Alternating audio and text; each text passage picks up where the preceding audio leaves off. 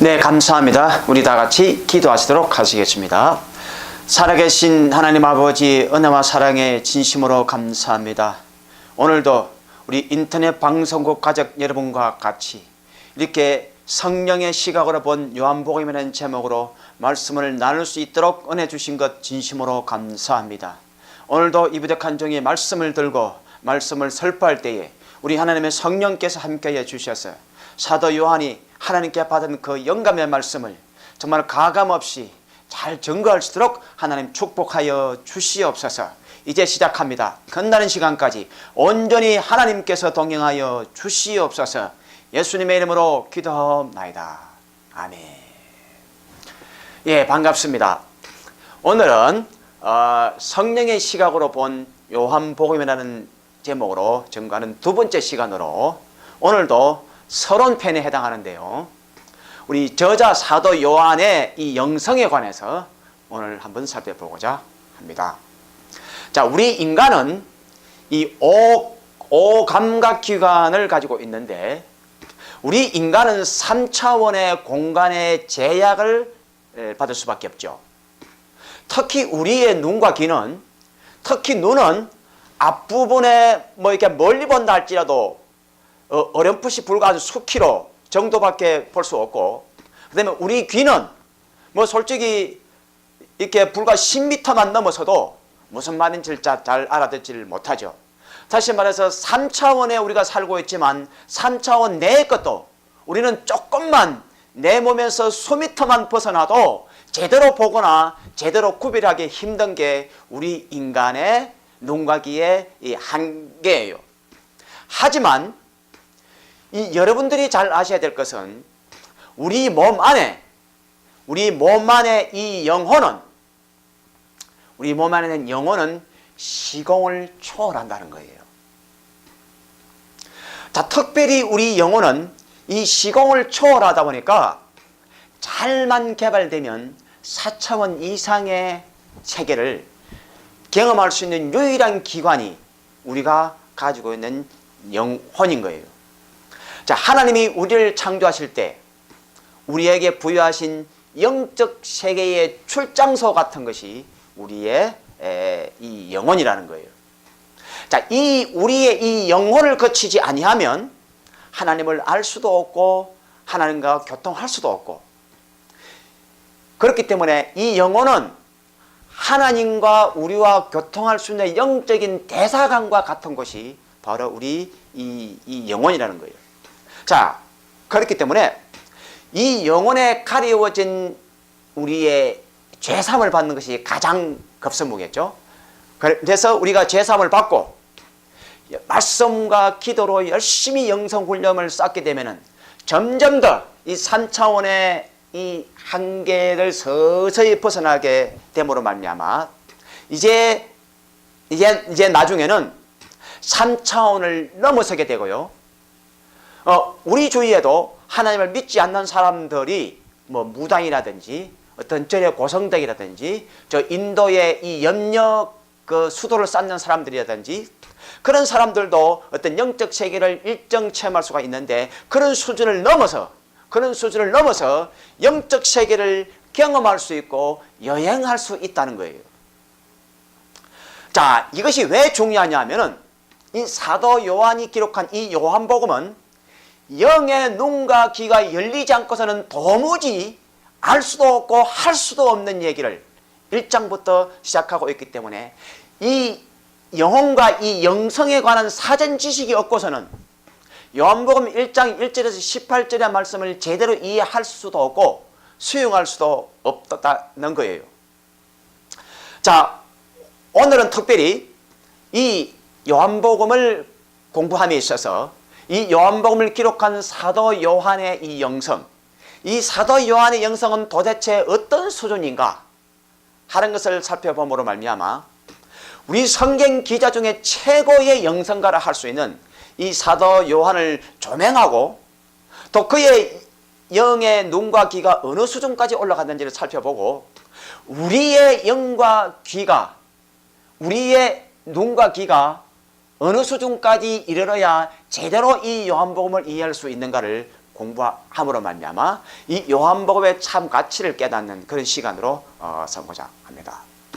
자, 그러면 제일 첫째, 자, 이 영적이란 말과 영적 세계를 알고 이해하여야 된다. 자, 이게 기록이 되지가 있죠.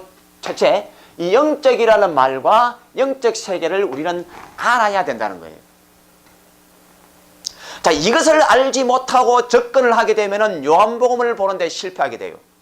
마태, 마가, 누가는 영적인 눈이 열리지 아니해도 거기는 예수님의 탄생부터 언급이 되어지기 때문에, 다시 말해서 우리의 눈과 귀로 볼 수 있는 얘기부터 시작이 되기 때문에 영의 눈과 귀가 열리지 아니해도 되지만, 요한복음은 1장 1절에서 18절까지는 영의 눈이 아니고서는 이해할 수도, 용납할 수도 없는 그런 내용이 증거되고 있기 때문에 이 영적이라는 개념이 얼마나 중요한지 몰라요. 특별히 이 영적이라는 말은 이 헬라어로 푸뉴마티코스라는 그런 용어를 쓰는데, 영의 세계의 어떤 특성과 현상을 나타내는 말을 총칭하여서 우리는 영적이다, 우리는 그렇게 말을 하죠. 자, 우리는 육신이 있어서 영적이지 못해요. 하지만 우리 영혼은 틀리다는 거예요. 자, 우리 영혼은 죄사함을 받고 말씀과 기도, 특별히 이 회개와 영적인 이 강구를 자꾸 거듭하다 보면 성령의 역사로 말미암아 어느 순간 하나님이 허락하시는 범위 내에서 이 영의 눈과 귀가 열리게 되어진다는 거예요.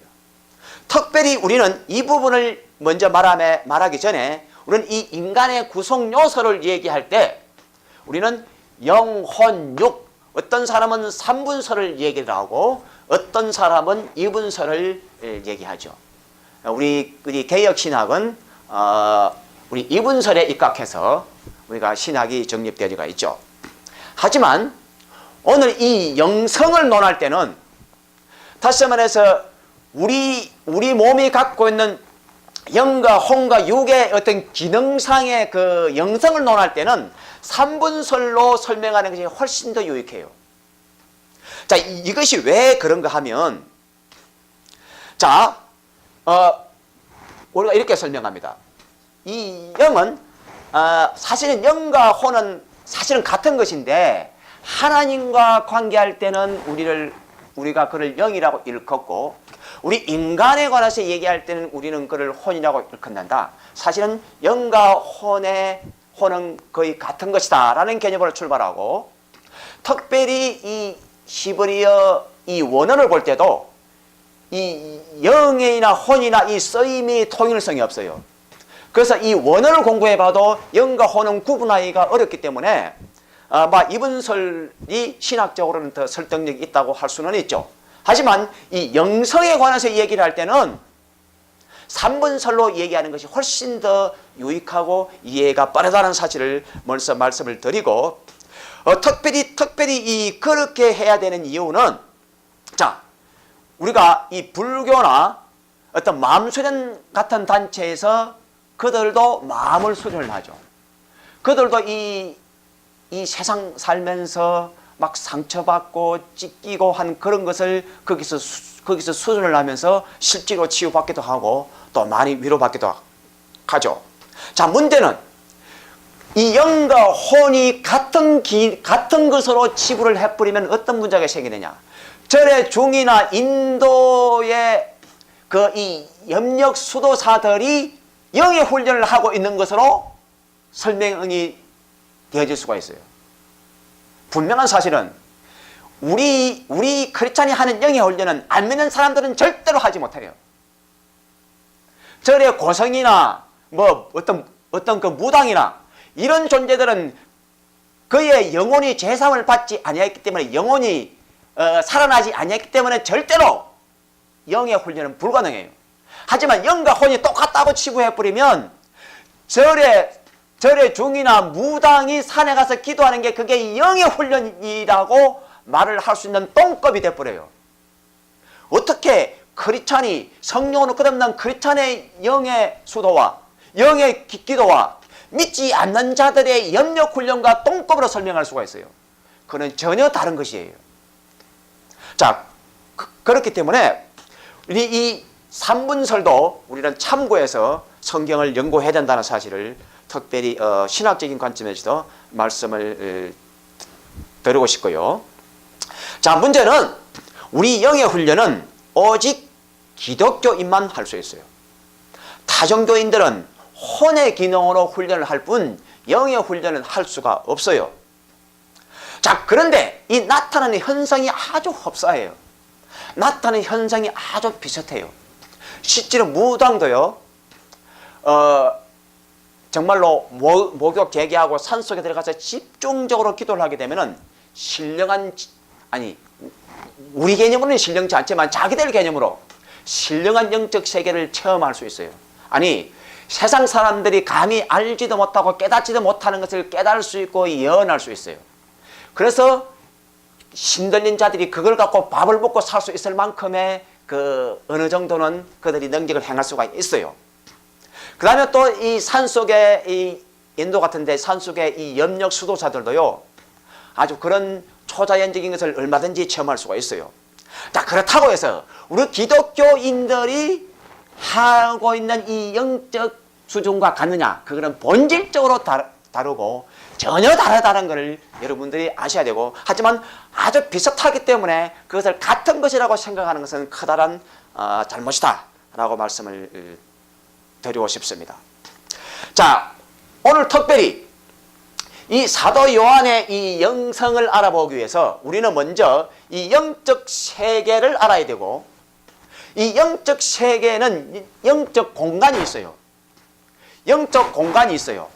자, 이것을 얘기를 하려고 그러면 창세기 1장으로 가서 설명을 해야 되는데 오늘은 그것이 포인트가 아니기 때문에 그것은 다음 기회로 미루고, 일단 이 영적 세계가 있고, 지금 우리는 영적 세계에 사는 것이 아니고 물질계에 살고 있어요.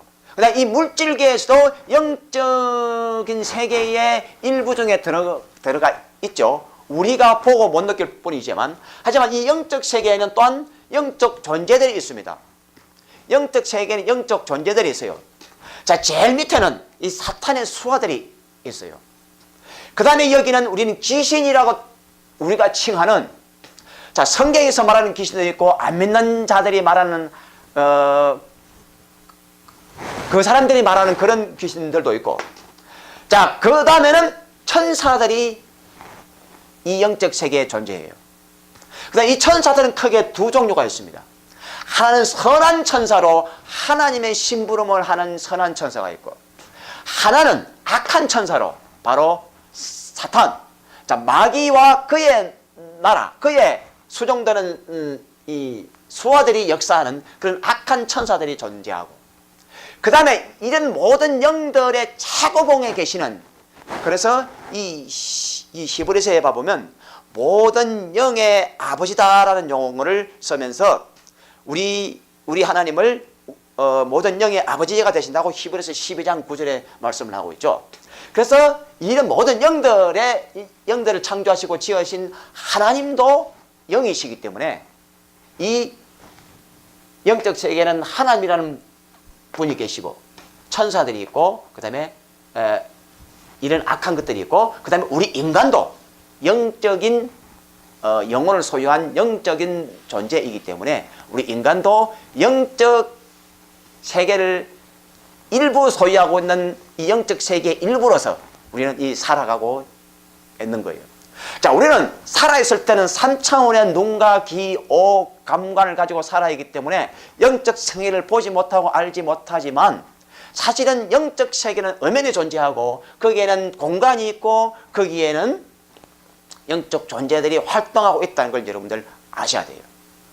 자, 이제 우리가 이 영혼이라는 존재가 계속 이렇게 개발이 되어지면요, 우리가 3차원의 눈과 귀는 어느 수준까지 보고 듣고 어느 수준을 넘어서면 들을 수도 없고 보지를 못하잖아요.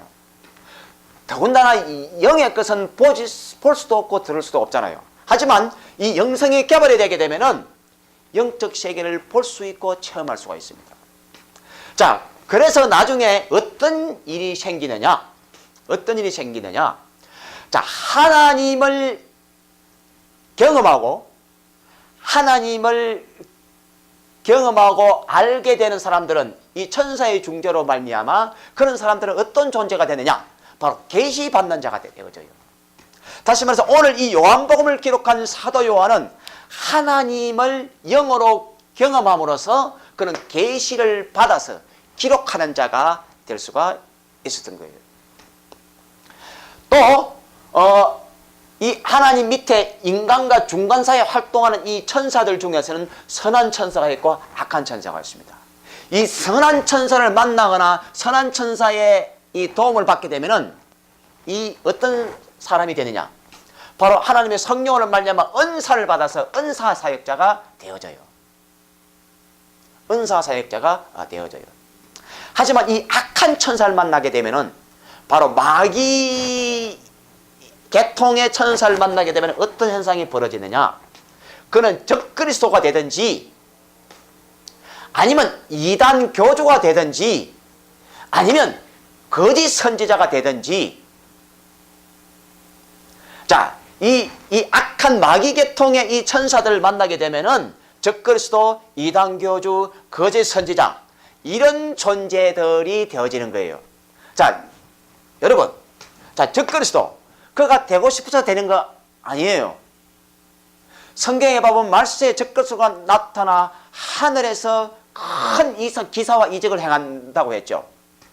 바로 이 악한 천사의 도움을 받아서 적그리스도도 세상에 그리스도라고 착각할 만한 아주 초자연적인 능력을 얼마든지 행할 수 있게 만들어요. 그 다음에 이단 교주도 마찬가지예요. 여러분들이 생각할 때 그 사람들이 100% 다 거짓말인 것 같아요? 악한 천사가 접하여서 그에게 메시지를 줘요. 통일교 같은 경우는 원리 강론, 그 다음에 신천지 같은 경우는 요한계시록의 실상 같은 거, 그 다음에 몰몬교 같은 경우는 몰몬경 같은 그런 것을 기록해요. 그게 물론 거짓말도 있겠지만 악한 영들이 준 실제적인 메시지예요. 그 사람들이 생각할 때는 이것이 정말로 하나님께서 주신 메시지라고 본인들은 믿고 있어요. 자, 예수 그리스도는 실패하고 다시 이 시대에 맞는 새롭게 자신들을 택해서 하나님이 주신 메시지라고 본인들은 믿고 있어요. 실제적으로 그들은 초자연적인 천사라는 존재들에게 그런 메시지와 그런 내용을 받았기 때문에 본인들은 그게 하나님이 주신 걸로 믿고 지금 활동하고 있는 거예요. 하지만 영적인 세계를 알게 되면은 그들의 실체는 우리는 금방 알 수가 있죠. 그 다음에 거짓 신자도 마찬가지입니다. 하나님을 믿는다고 하면서도, 하나님을 따른다고 하면서도 거짓대로 예언하고, 특히 구약 성경에 봐보면 이 거짓 선지자들의 활동을 많이 볼 수가 있죠. 자, 이들도 자기들은 하나님이 주신 메시지라고 착각을 합니다. 그러나 실제는 하나님이 아닌 악한 천사가 준 메시지를 가지고 하나님이 줬다고 착각하면서 활동하고 있는 거예요. 자, 문제는 이 무당이에요. 무당. 자, 이 무당들도 영적인 세계를 체험을 해요. 이 무당들도. 그 다음에 무당과 비슷한 기타 여러 가지 이 영매들, 다시 말해서 3차원의 눈각을 가진 사람과 영적인 세계의 중간계통에서 이 양쪽을 서로 이렇게 왔다 갔다 하면서 중간 매개체 역할하는 이 영매들, 그 중에 한 존재가 무당인데, 이 무당들은 귀신들을 만나면 이 사람은 무당이 되어져요.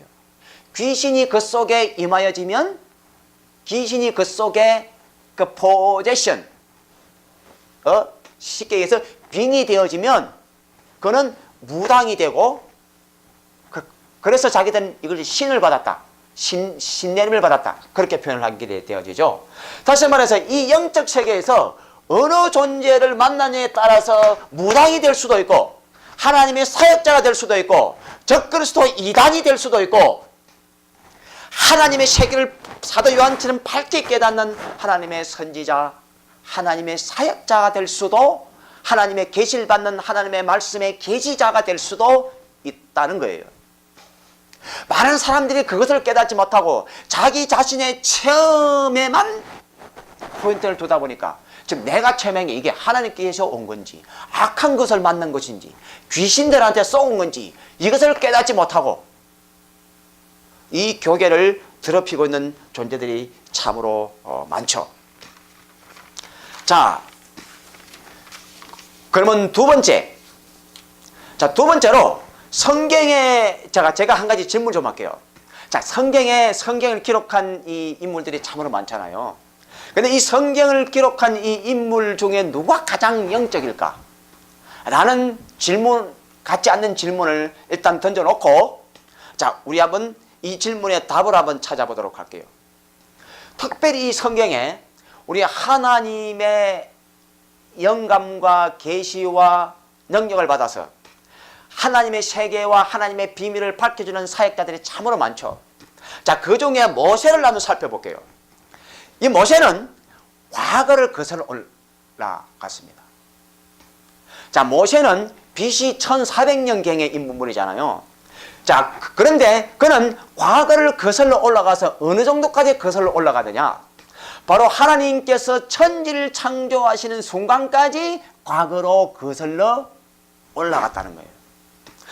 다시 말해서 하나님께서 이 피조계, 이 천지 창조를 하는 그 때까지 거슬러 올라가서 천지 창조의 현장을 이 창세기 1장에 보면 기록해서 우리한테 보여주고 있잖아요. 거기서 첫째 날, 둘째 날, 셋째 날, 넷째 날, 다섯째 날, 여섯째 날은 무엇을 어떻게 지었는가를 정확하게 기록하고 있고, 마지막 날 일곱째 날에 안식했다는 말까지 하고 있고, 심지어 우리의 형상과 모양으로 우리의 형상을 따라 사람을 만들자. 다시 말해서 하나님께서 그 마음속에 어떤 생각을 품고 인간을 지었다는 얘기까지도 정확하게 간파를 해서 기록해 놓고 있다는 거예요. 뿐만 아니라 그는 이스라엘의 12지파의 미래를 보고 축복합니다. 신명기 33장에 보면 이스라엘의 12지파의 미래를 보고 축복하는 그런 장면도 나오죠.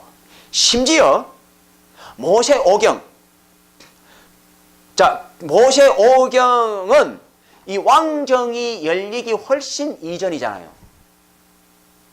자, 이 출애굽해서 광야 생활을 마치고 가나안 땅에 들어가서 사사시대가 열리고, 그 다음에 사사시대 말기에 비로소 왕정이 열리는데, 가나안 땅에 들어가지도 못하고 죽은 모세는 왕정시대가 열릴 것이라는 것을 예언을 하고 있고, 심지어 이 모세 시대로부터 정확하게 900여 년 뒤에 이 남유다가 망하여서 바벨론의 포로가 되는데, 이 백성이 이방 나라의 포로가 될 것까지 예언을 하고 있습니다. 다시 말해서 과거를 거슬러 올라가서 하나님의 창조를 보았고, 자신이 살았던 시대부터 900년 뒤에 아직 생기지도 않는 나라, 아직 생기지도 않는 이 왕정 시대까지 예언하면서 그 나라가 결국에는 이방 나라의 포로가 될 것이라고까지 예언을 하고 있습니다. 이것이 영의 세계예요. 영의 세계는 현재든 과거든 미래를 초월하여서 볼 수 있는 세계가 이게 영의 세계예요. 자, 그 다음에 야곱은 12지파의 미래를 보고 창세기 49장 50장에서 12지파의 미래를 축복하고 있습니다. 특별히 유다 지파는 예수님의 메시아의 지파가 될 것이라고 야곱은 예언을 하고 있습니다. 자, 다시 말해서 이것은 미래를 볼 수 있는 영의 세계를 우리는 금방 알 수가 있죠. 그 다음에 이 이사야 선지자, 이 이사야 선지자는 보좌에 앉아 계신 하나님을, 그는 이사야 6장에 봐보면 보좌에 계신 하나님을 보고, 그때 당시 사고는 하나님을 보면 고자리에서 죽는다는 사고를 가지고 있었죠. 자, 그때 이 이사야는 하나님께 부름을 받고 이제 선지자로 활동하게 되어지죠. 자, 이 이사야 선지자는 이사야 14장에 가면 천사의 타락하는 장면을 묘사하고 있습니다. 심지어 자, 이 악한 천사 이 루시퍼가 그 마음에 이르기를 하나님의 그 거룩한 보좌 위에 나의 보좌를 높이리라. 하나님의 북극 지표 위에 나의 자리를 거기에 높이리라. 이렇게 얘기를 합니다. 다시 한번 천사가 그 마음속에 혼자 생각한 내용을 사람인 이사야가 천사가 그 마음속에 혼자 이런 내용을 간파해서 우리 성경에 기록해 놓고 있어요. 아니 어떻게 이게 가능해요? 아니 천사가 그 마음속에 혼자 생각한 내용을 어떻게 그 내용을 알아서 성경에 기록을 하느냐고요. 이게 영의 세계예요. 이게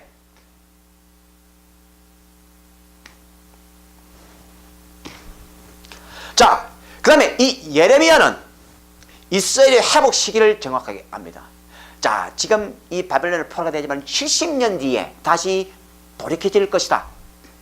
70년이라는 정확한 숫자까지 예언을 하면서 이스라엘의 회복 시기를 알았고, 그 다음에 이 에스겔 선지자는 성전의 환상을 보죠. 그 다음에 이 환상을 통해서 이스라엘의 회복을 자기 눈으로 목격하게 되고, 정말로 이 에스겔을 봐보면 이 한국의 동양개념으로 말하는 축지법을 쓰는 에스겔을 볼 수가 있습니다. 그의 영혼이 빠져나가가지고 막 공중을 떠다니고 성전 안에 들어갔다가 나왔다가 이런 신비한 영적 체험을 이 에스겔은 하게 되어지고, 그는 이 에스겔도 에스겔 28장에 보면 천사의 타락 양상을 보게 되어집니다. 천사가 애초에 창조될 때 어떤 모습으로 창조되었는가? 그런 지혜가 충족하며 아주 아름답고 아주 지혜가 충만한 존재로 지음을 받았고, 그가 지음을 받을 때 비파와 소고가 예비될 만큼 아주 아름다운 존재로 지음을 받았다고 얘기를 하고 있습니다. 아니 천사가 창조될 때 저는 세상에 있지도 않았는데 어떻게 그걸 아냐고요. 영적 세계니까 가능한 겁니다. 시공을 초월하는 영적 세계에 그의 영이 개발되어져서 하나님께 계시를 받음으로 말미암아 천사가 창조될 때 모습까지 정확하게 볼 수 있는 세계가 영의 세계예요. 이 영의 세계를 알지 못하고 수용하지 못하고 성경을 보는 것 자체가 어불성설이에요. 성경은 영의 이야기와 영의 거래예요. 우리 육신의 3차원의 상식과 3차원의 얘기도 하고 있지만 성경은 우리 3차원의 과학적인 사고방식으로 도저히 수용이 안 되는 영의 이야기도 하고 있어요. 이 영의 이야기 사전 지식 없이 성경 읽게 되면 3차원의 상식과 과학으로 이해되는 것만 채우고 나머지는 가짜다, 거짓말이다, 이렇게 되는 거예요. 요한복음을 그런 식으로 보면 100% 실패를 하게 수밖에 없어요. 그래서 제가 이 요한복음을 보기 전에는 영의 눈이 반드시 영의 눈으로 성경을 봐야 된다라고 얘기하기 위해서 제가 이 내용을 지금 말을 하고 있는 거예요. 특별히 이 다니엘 선지자는 바벨론 시대부터 메데파사, 그 다음에 그리스, 그 다음에 로마, 그 다음에 로마 이후에 열 발가락 시대, 그 다음에 하늘에서부터 갑자기 떠인 돌이 날아와고 이 세상 나라를 완전히 박살시키고 하나님의 나라가 펼쳐질 것이라는 사실을 정확하게 보고 말씀하고 있습니다. 근데 다니엘이 그렇게 예언하고 난 이후에 이 세상 역사는 정확하게 바벨론 이후에 페르시아 나라가 왔다가 망하고, 또 그 이후에 정확하게 알렉산더 그리스가 왔다가 망하고, 그 뒤에 정확하게 로마 제국이 왔다가 망하고, 그 뒤에 정확하게 로마 제국이 있다가 산산적으로 묻어져서 산산적으로 흩어져서 오늘날에 다수의 그 유럽 나라가 이루어졌다는 걸 우리 역사 속에 보았잖아요. 다니엘의 예언은 한치의 틀림없이 정확하게 이루어졌고, 2300조야 얘기, 71의 이야기, 그런 걸 통해서 예수님의 탄생 시기를 정확하게 예언을 했고, 예수님의 재림 시기도 어느 정도 짐작을 합니다. 근데 많은 사람들이 이걸 가지고 숫자 노름을 해가지고 시한부 종말론, 예수님의 재림 날짜를 얘기하다가 잘못 빠지기 쉬운데, 세상 3차원에 통용되는 수학적인 계산으로 하나님의 재림을 계산하다가 그런 실수를 범하는 거예요. 그거는 영의 글이에요. 그 역시 영의 글로 해석하지 않고 세상 3차원의 더하기 빼기 하는 그 계산법으로 하나님의 숫자를 다스리고 있으니 가짜로 판명 날 수밖에 없죠. 자, 그 다음에 엘리사 선지자는, 자, 이 아람 왕이요, 이 이스라엘 나라를 쳐부수기 위해서 비밀리에 어떤 걸 계획해갖고 군사를 딱 보내놔놓으면, 가게만 가면 벌써 이 이스라엘에서 이미 눈치를 채고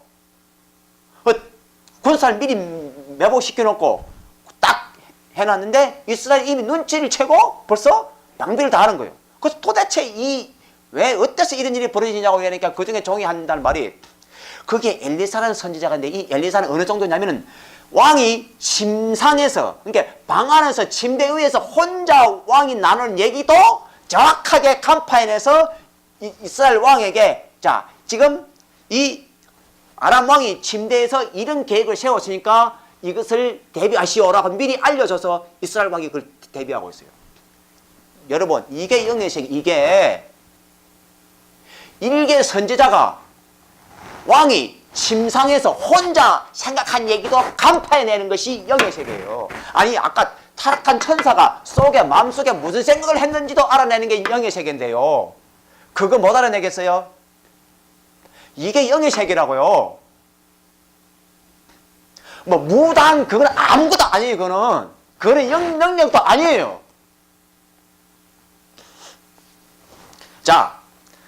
자, 이거는 지금까지 이제 구약 성경에 나타났던 여러 가지 인물들의 영성을 살펴보았고, 그 다음에 신약에는 바울을 뺄 수가 없죠. 자, 사도 바울은 다메섹 도상에서 영이신 예수를 자기 눈으로 봤습니다. 자, 우리는 아직까지 누구도 예수를 본 사람이 없습니다. 사도 바울은 영으로 예수를, 다메섹 도상에서 영으로 예수를 보았고, 그 다음에 셋째 하늘에 그는 다녀왔습니다.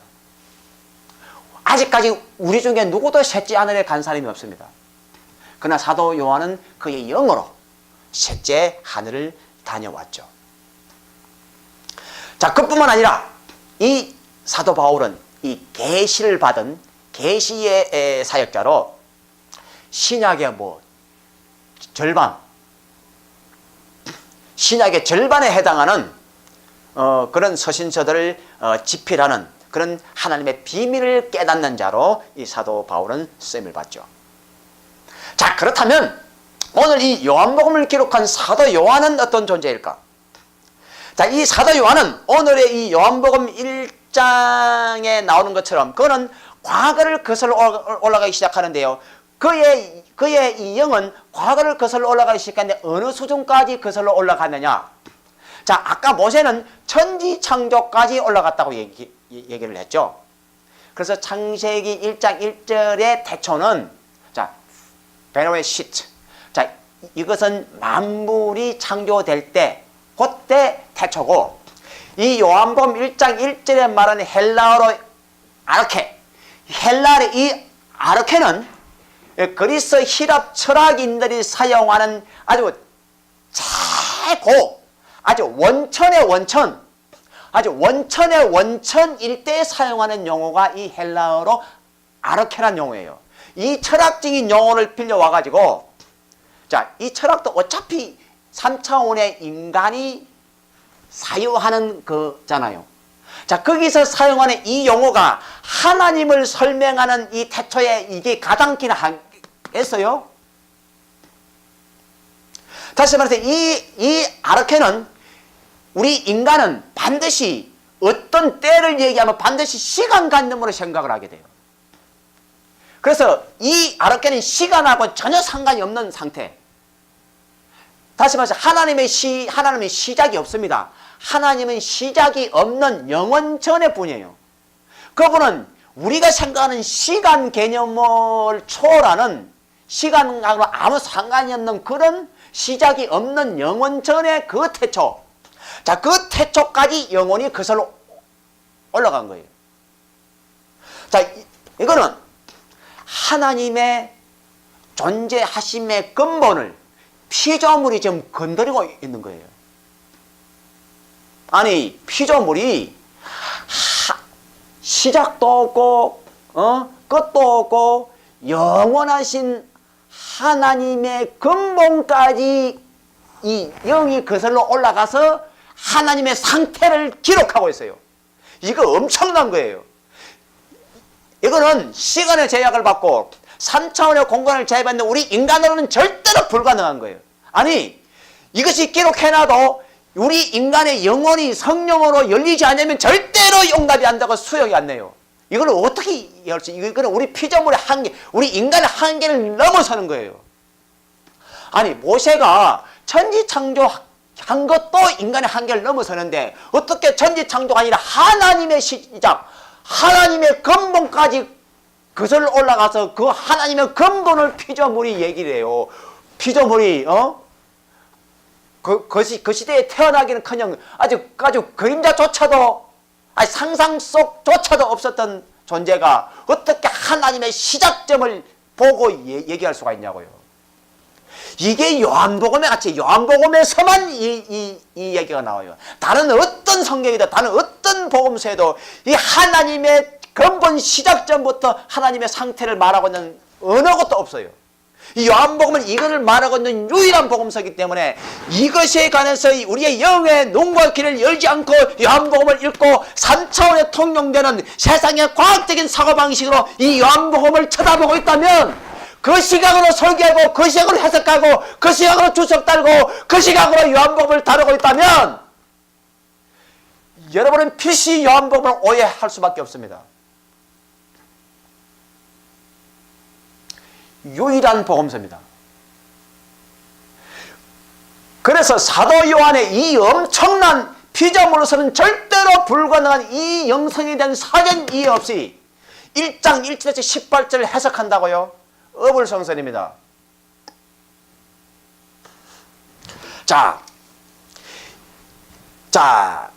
그 태초에 로고스가 있었다고 말을 합니다. 근데 이 로고스가 우리 한국말로는 말씀으로 번역이 되어졌죠. 자, 이 말씀이 하나님과 함께 계셨대요. 아니, 말씀도 하나님이고 하나님도 말씀인데 이렇게 함께 계셨다는 거 도대체 무슨 근거로 뭘 어떻게 봤길래 함께 계셨다는 표현을 쓰고 있느냐 그거예요. 아니, 하나님이 보이는 존재예요? 함께 계시는지 같이 있었는지 아니신지 그걸 무슨 소리 아냐고요. 세상에 이 점쟁이 같은 그런 영적 수준으로 감히 하나님의 근본을 감히 흉내낼 수 있겠어요? 이것은 오직 하나님으로부터 영감받은 하나님께서 역사하는 영만이 알 수 있습니다.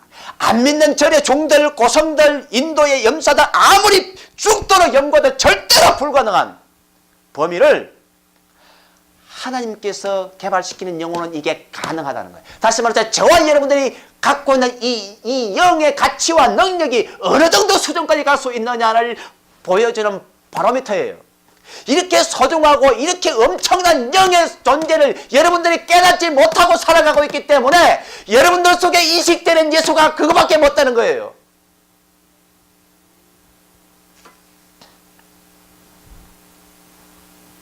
자, 그는 이렇게 말을 합니다.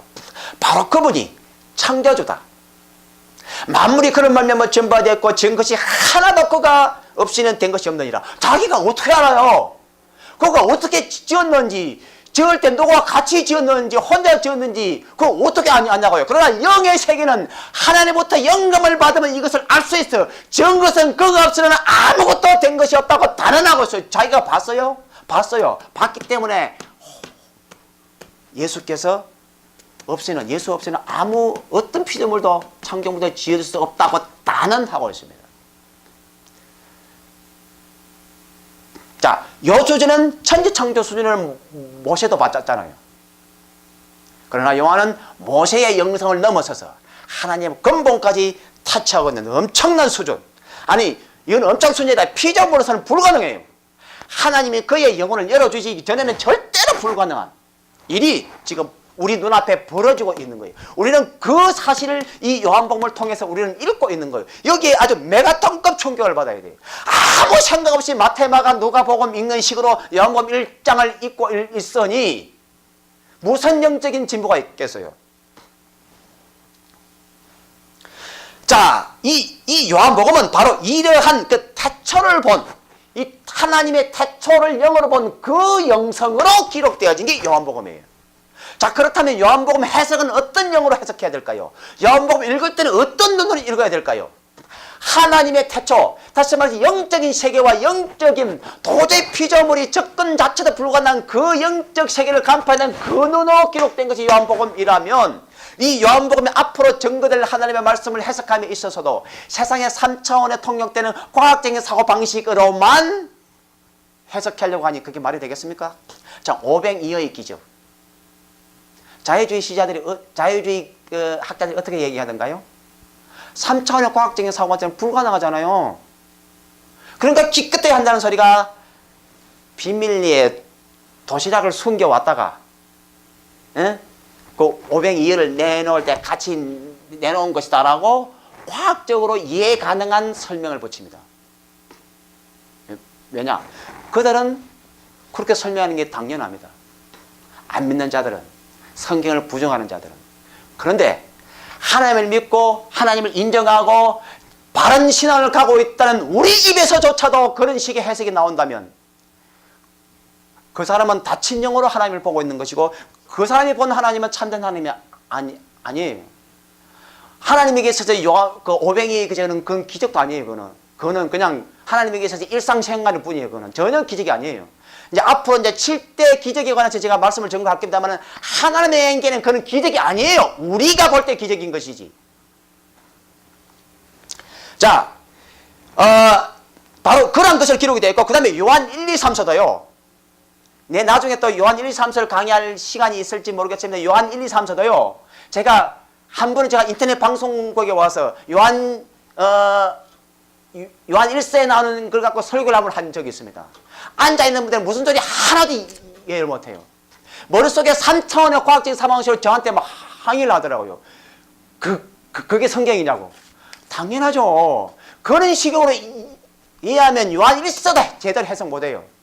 영의 눈이 가해지지 아니하면 요한 1서도 여러분 제대로 해석 못해요. 자, 그렇게까지 하나님의 근본까지 과거로 거슬러 올라갔다면, 그럼 이제 미래는 어떻게 될까요? 미래. 자, 미래는 어떻게 될까요? 자, 하나님의 근본까지 과거를 간파했던 요한이라면 미래에 관해서 간파하는 것도 원리적으로 당연하겠죠? 그래서 12제자가 있었지만 다른 자들은 다 일찍 죽었고 오직 사도 요한만 늦게까지 살려주더니 밤마섬으로 유배를 보내더니 그에게 계시의 영을 활짝 열더니 바로 하나님의 태초를 보았고 예수님의 근본을 보았던 그 영의 눈으로 이제 인류의 미래와 하나님의 역사의 미래를 밝히, 마치 우리가 TV 비디오 영상을 보듯이 하나님의 이 세상의 마지막 심판과 재앙과 악한 존재들이 어떤 말로를 볼 것이며, 천국 새 예루살렘 성의 모습과 우리 믿는 자들이 천국에 가서 어떤 영광을 가지고 살게 될 것이며, 악한 이 바벨론 성이 어떻게 멸망하는가를 정확하게 영상을 보듯이 보고 기록한 것이 요한계시록이에요. 자, 그래서 이 요한계시록은 우리 인류를 향한 하나님의 역사의 마지막을 정확하게 보여주고 있습니다. 정말로 악의 대명사인 바벨론 성이 어떻게 비참하게 멸망하는지, 이 악한 것들에 접심되어져서 역사하던 이 적그리스도, 이단들, 거짓 선지자들, 이런 무당들이 얼마나 비참하게 지옥 유황불에 빠지게 되는 것을 정확하게 알려주게 됩니다. 그 다음에 우리 믿는 자들이 새 예루살렘 성 안에 이 땅의 왕의 근세를 가지고 새 예루살렘 성에 입성하여서 이마에 새 이름을 새기고 이 세상의 해와 빛이 전혀 쓸데없고 하나님의 성전이 친히 빛이 되는 천국 새 예루살렘 성 안에서 영원토록 왕노릇하게 될 것이라는 인류 우리 믿는 자들의 마지막 미래까지 정확하게 비디오 영상을 보듯이 보고 우리에게 계시록을 남겨주었습니다. 자, 그렇다면 사도 요한의 영성이 어디까지예요?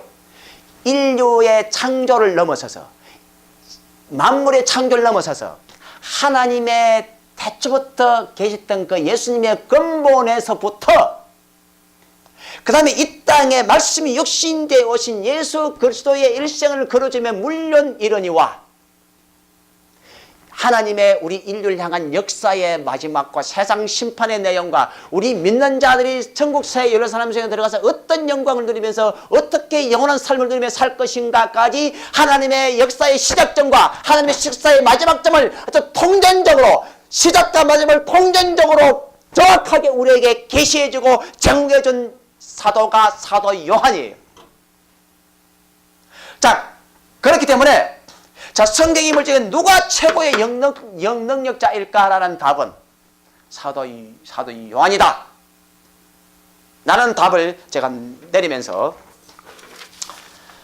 자, 그러면 세 번째로 자, 우리도 최소한 요한의 증거를 이해하고 수용할 수는 있어야 된다. 자, 미안하지만은 저와 여러분은 이제 날고 기도 이렇게 될 수 없습니다. 왜냐? 저희들은 계시자로 쓰임받지 않습니다. 계시는 이미 완성이 되었기 때문에 저희들은 더 이상 하나님께 새로운 계시가 있거나 새로운 계시를 받을 필요가 없습니다. 이미 기록된 말씀으로 계시는 이미 끝났습니다. 다시 말해서 우리에게 요구되는 이 영성은 이 기록되어지고 계시되어진 이 말씀을 이해하고 수용하는 정도의 영성은 최소한 있어야 되겠다.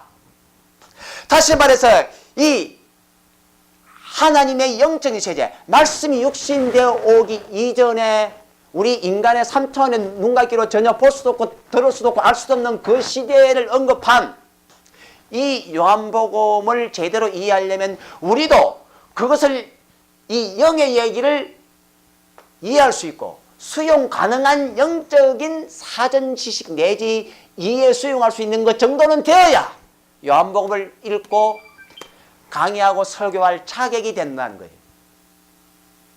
이것조차도 수용이 안 되는 사람들이 요한복음을 건드리면 그건 정말 웃기는 거죠. 자, 하나님이 쓰신 아주 우리 예수님이 쓰실 땐 걸출한 종을 두 사람을 뽑는다면 사도 베드로와 사도 요한을 들 수가 있겠죠. 자, 사도 베드로는 시뇨와 이적의 종이에요. 사도 베드로는 시뇨와 이적의 종이에요. 그는 죽은 사람을 살렸고 무리를 걷는 놀라운 3차원의 그 법칙을 초월하는 그런 일을 체험하는 사람이에요. 하지만 이 베드로는 하나님의 이런 근본, 말씀 육신되어 오시기 이전에 예수님은 보지를 못했어요. 그러나 사도 요한은 이것을 보고 기록했습니다. 반대로 사도 요한은 베드로처럼 죽은 자를 살렸거나 무리를 걷거나 그런 이적은 체험은 베드로보다 부족하다 할지라도 하나님을 향한 이 영감의 세계만큼은 타의 추종을 불허하는 그런 아주 영감의 종, 다시 말해서 하나님의 말씀을 계시받는 계시의 사역자로 그의 영성이 사용이 되어졌다는 거예요. 자, 그렇기 때문에 지금 우리는 이제 더 이상 요한처럼 될 수는 없습니다. 그러나 적어도 그에게 영감을 주신 성령의 감동을 우리가 동일하게 받는다면 성령의 조명으로 말미암아 그가 본 세계를 깨닫고 이해할 수는 있어야 해요. 바로 그런 논의로 이 요한복음은 영어로 이해하고 영어로 해석할 수 있어야 된다는 거예요. 자, 그러려면 저와 여러분은 이 요한복음을 보는 데 있어서 세상적인 눈으로만 보지 말고 영적인 안목으로 영적인 눈과 귀를 열어달라고 기도하면서 이 요한복음을 보고 듣는 저와 여러분들이 되어야 될 거예요. 그래서 이 물질 세계를 초월하는 영의 시각을 여러분들이 먼저 깨닫고 이제 앞으로 전개될 이 요한복음의 공부를 같이 계속 추적하면서 정말 하나님을 바로 깨닫는 저와 여러분들이 될 수 있기를 주님의 이름으로 부탁합니다. 자, 기도하겠습니다. 살아계신 하나님 아버지, 은혜와 사랑에 감사합니다. 하나님의 태초를 영으로 본 사도 요한에 관해서 오늘 공부를 했습니다. 하나님 아버지, 요한복음의 서론으로서 다루고 있지만 이제 계속해서 이 요한의 영적인 영감이 아주 빛나게 될 것입니다. 하나님 아버지, 이 말씀을 통해서 우리가 요한복음을 제대로 이해함으로 말미암아 하나님을, 영이신 하나님을 제대로 깨닫는 귀한 계기가 될 수 있도록 축복하여 주시옵시고, 함께 이 방송을 듣는 모든 우리 인터넷 방송 가족들과 같이 하나님을 배우고 영의 눈과 귀로 하나님의 음성을 듣는 귀한 이 시간이 될 수 있도록 축복하여 주시옵소서. 감사드리며 예수님의 이름으로 기도하옵나이다. 아멘.